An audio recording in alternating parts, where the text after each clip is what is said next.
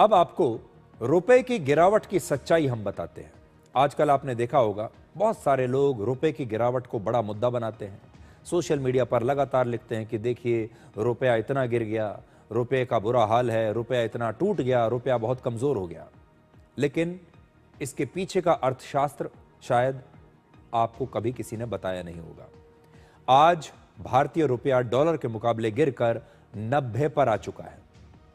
इसके बाद से देश भर में भारत की अर्थव्यवस्था को लेकर एक नेगेटिव नैरेटिव बनाया जा रहा है और आज हम रुपए की इसी गिरावट को डिकोड भी करेंगे और साथ ही सबसे पहले आपको समझाएंगे कि रुपए के गिरने का मतलब क्या होता है।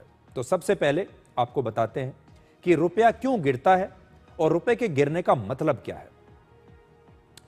आप जब कोई सामान खरीदते हैं तो भारतीय करेंसी यानी रुपए का इस्तेमाल करते हैं, लेकिन जब आप दूसरे देश से सामान खरीदते हैं तो उस देश की करेंसी में पेमेंट करना होता है या फिर ऐसी करेंसी में पेमेंट करना होता है जिसे दोनों देश स्वीकार करते हैं। और इसी वजह से आज दुनिया में सबसे ज्यादा व्यापार अमेरिका की करेंसी यूएस डॉलर में होता है और भारत भी ज्यादातर देशों से यूएस डॉलर में ही व्यापार करता है। यानी जब हम बाहर से सामान खरीदते हैं तो डॉलर में खरीदते हैं और इसके लिए भारत रुपया देकर ये यूएस डॉलर खरीदता है। जब कहा जाता है कि रुपया गिर रहा है तो इसका मतलब होता है कि एक यूएस डॉलर खरीदने के लिए पहले से ज्यादा रुपए चुकाने पड़ रहे हैं। पहले $1 खरीदने के लिए 80 रुपए देने होते थे और इस समय $1 खरीदने के लिए 90 रुपए देने होंगे। इसे ही एक्सचेंज रेट कहा जाता है और ये जो एक्सचेंज रेट है ये रोज बदलता रहता है। आज जो लोग ये दावा कर रहे हैं कि भारत की खराब अर्थव्यवस्था की वजह से रुपया गिर रहा है, उन्हें आज हम कुछ आंकड़े दिखाना चाहते हैं। इससे आप ये समझ पाएंगे कि आज रुपया देश की अपनी अंदरूनी समस्याओं की वजह से नहीं बल्कि अंतर्राष्ट्रीय समस्याओं की वजह से, अंतर्राष्ट्रीय बाजार में जो समस्याएं आ रही हैं, जो माहौल है, उसकी वजह से गिर रहा है। यानी आज रुपए के गिरने की वजह इंटरनल नहीं है बल्कि एक्सटर्नल है। अब आज के युग में और यूपीए के सरकार के युग में क्या फर्क है, पहले वो देखिए। यूपीए सरकार के दौरान भी रुपया गिर रहा था लेकिन उसकी वजह अलग थी। आज जो रुपया गिर रहा है उसकी वजह अलग है। यूपीए सरकार के समय जीडीपी विकास दर 5% था। अर्थव्यवस्था हमारी जो है वो दुनिया में 10वें नंबर पर थी। हमारे यहां रिटेल महंगाई दर 8.59% थी, 8.5%।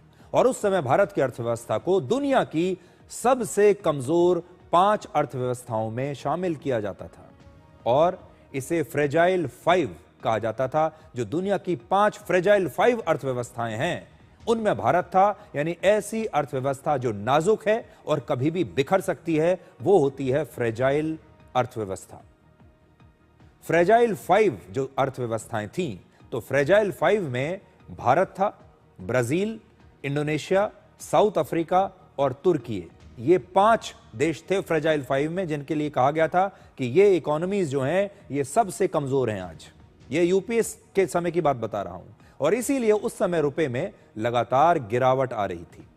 आज भारत की दूसरी तिमाही में जीडीपी विकास दर 8.2% है। हमारी अर्थव्यवस्था दुनिया में चौथे नंबर पर है और हमारे यहां रिटेल महंगाई इस समय सिर्फ 0.25% है। आज भारत की अर्थव्यवस्था को दुनिया भर में एक ब्राइट स्पॉट कहा जाता है। उस समय फ्रेजाइल कहा जाता था, आज ब्राइट स्पॉट कहा जाता है। उस समय महंगाई दर 8.5% थी, आज 0.5% है। लेकिन दुनिया भर में आज युद्ध चल रहे हैं।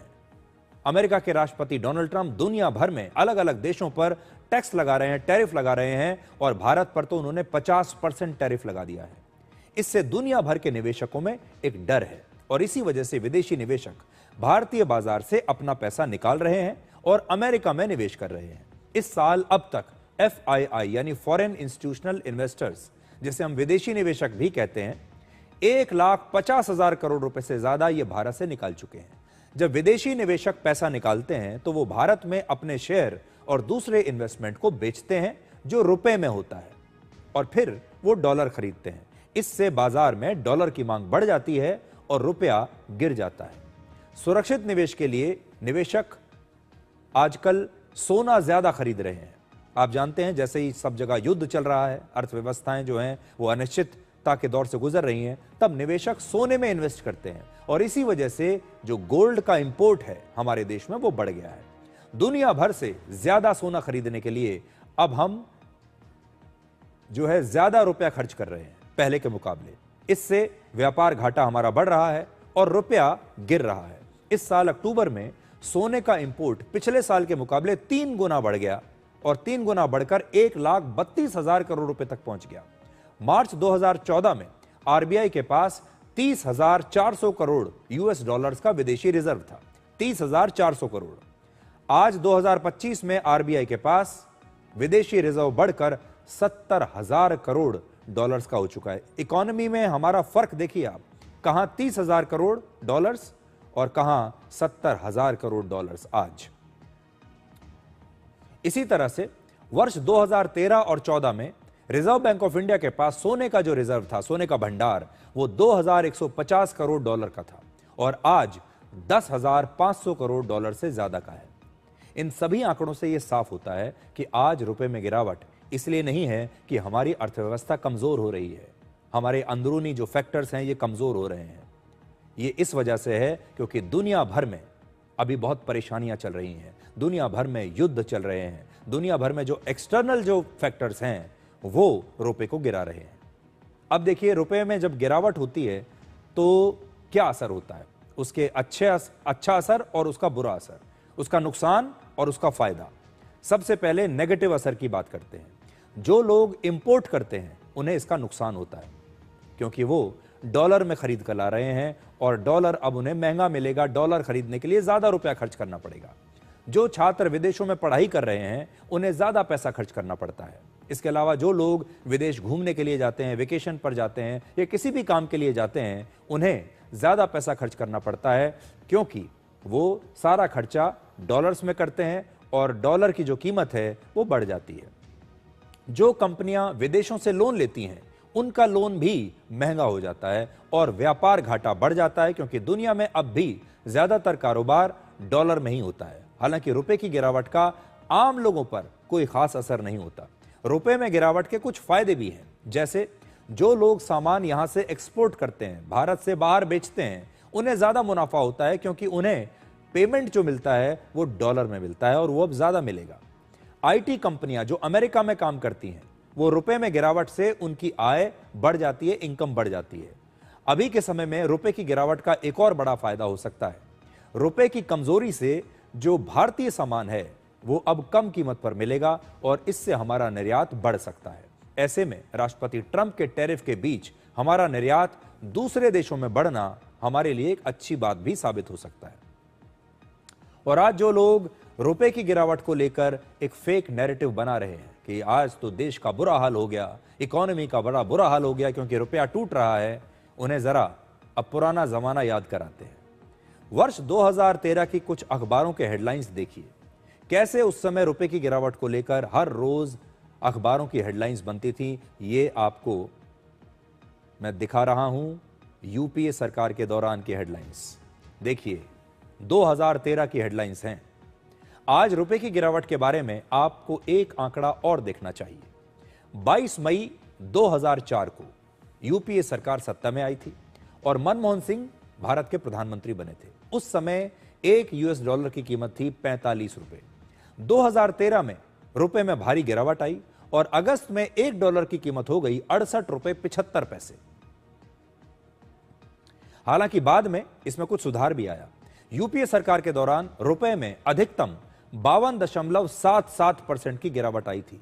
तो आप याद कर लीजिए 52.77% गिरा यूपीए के टाइम।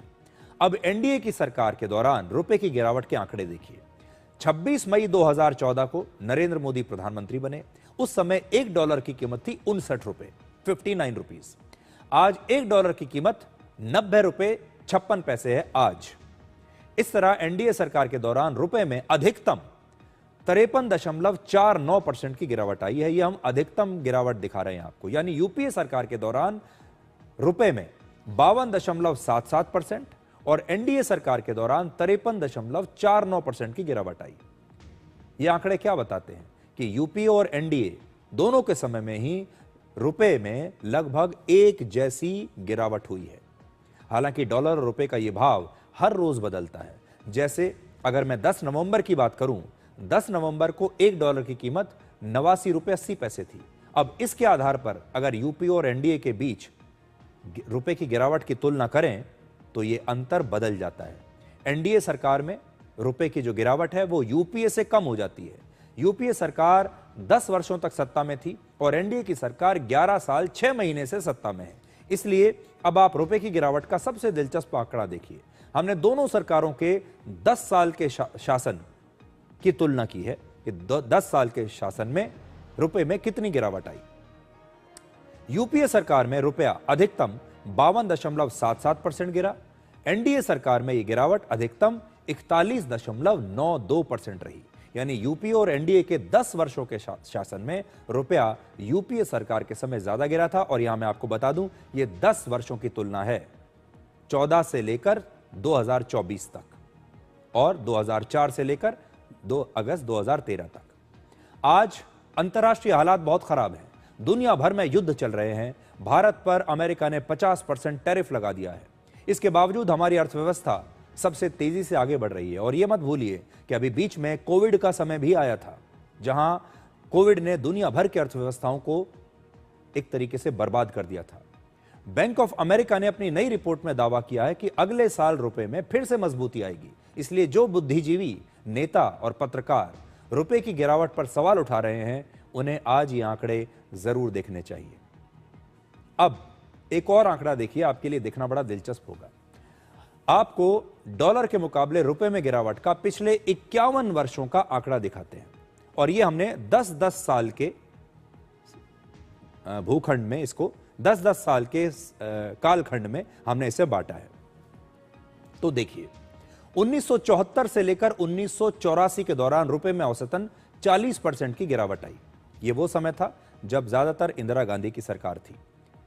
इस दौरान, जैसा मैंने आपको कहा, इंदिरा गांधी हमारे देश की प्रधानमंत्री थी ज्यादातर समय। तब हमारे देश की अर्थव्यवस्था दुनिया के बाजारों से ज्यादा जुड़ी हुई भी नहीं थी। इसके बाद 1984 से लेकर 94 के दौरान रुपए में औसत जो गिरावट है वो 176% की आई। इस दौरान राजीव गांधी, वीपी सिंह, चंद्रशेखर और पीवी नरसिम्हा राव प्रधानमंत्री थे। पीवी नरसिम्हा राव के समय ही एलपीजी यानी लिबरलाइजेशन, प्राइवेटाइजेशन और ग्लोबलाइजेशन की शुरुआत हुई थी और भारत की अर्थव्यवस्था दुनिया भर के बाजारों के लिए खोल दी गई थी।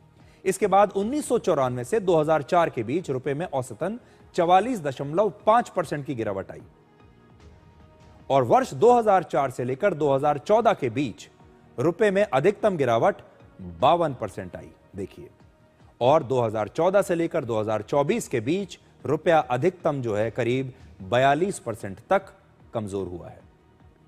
51 वर्षों के इस आंकड़े से आप समझ सकते हैं कि रुपए की गिरावट किसके समय में कितनी ज्यादा हुई है। यह आंकड़ा आप हमेशा याद रखिएगा। 74 से 84, 84 से 94, 94 से 2004 और 2004 से 2014 के बीच 52% और 2014 से 24 के बीच 41%।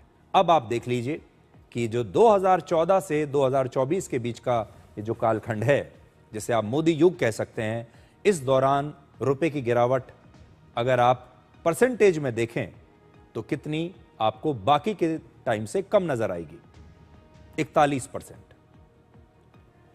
और आज ही महंगाई के आंकड़े भी आए हैं और नवंबर में जो रिटेल महंगाई है इस बार 0.71% रही है। अक्टूबर के मुकाबले इसमें मामूली सी वृद्धि आई है, लेकिन अभी भी ये 1% से कम ही है।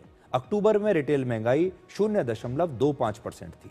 रिटेल महंगाई आम लोगों से जुड़ी होती है, जिसमें सब्जियां, दाल, फल और खाने का सामान, चावल, ये सब की महंगाई दर्ज की जाती है। अब आपको संसद में लेकर चलते हैं। संसद में आपने अब तक राजनीतिक विषयों पर